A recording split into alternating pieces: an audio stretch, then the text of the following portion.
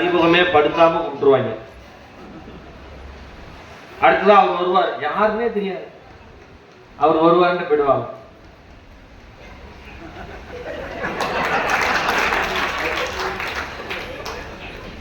சில மேடைகளை அறிமுகப்படுத்திடுவாங்க. நம்ம முனைவர் தமிழ்ச்செல்வி மேடம் வந்து எனக்கு ரொம்ப பிடிச்சது. அவங்க ஒரு கியூட்னஸ் இருக்கு பாத்தீங்களா, ஒரு குழந்தை மாதிரி. அதாவது நான் வந்து இவன் எடுக்கிற வரைக்கும் போன அடிச்சுக்கிட்டே இருக்கணும்னு ஒரே எண்ணத்தோடு இருந்தவங்க தமிழ்ச்செல்வி மேடம் தான்.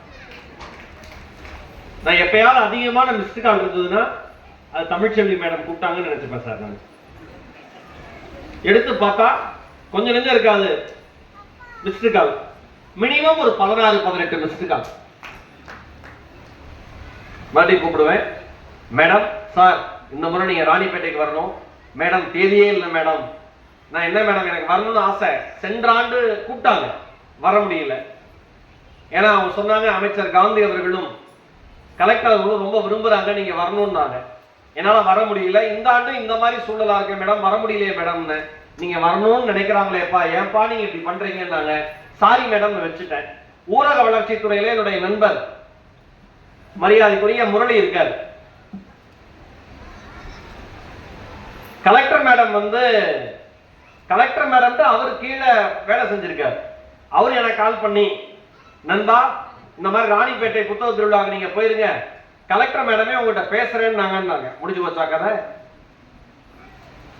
கலெக்டர் கால் பண்ணி பேசுற அளவுக்கு நம்மளாம் வளர்ந்துருக்கோமே நினைச்சு நான் சந்தோஷப்பட்டுக்கிட்டேன். கரெக்டா இல்லையா?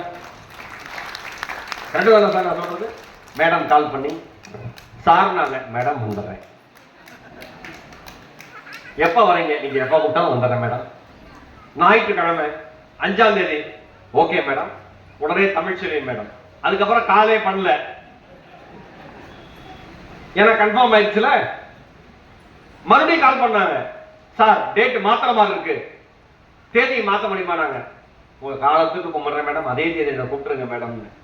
எனக்கு நான் ஒரு விஷயத்த நினைப்பேன், இங்க இருக்கிற எல்லாருமே இதை பின்பற்றணும்னு நான் சொல்றேன். என்ன விஷயம்னா, ஒரு இடத்தில் இருந்து அன்போடு நீங்கள் அழைக்கப்பட்டு கொண்டே இருந்தால், உங்களுக்கு எவ்வளவு வேலையாக இருந்தாலும் அந்த இடத்தை மதித்து செல்வதுதான் மனிதம் என்பதை கற்றுக் கொடுத்த இடம் இந்த இடம்.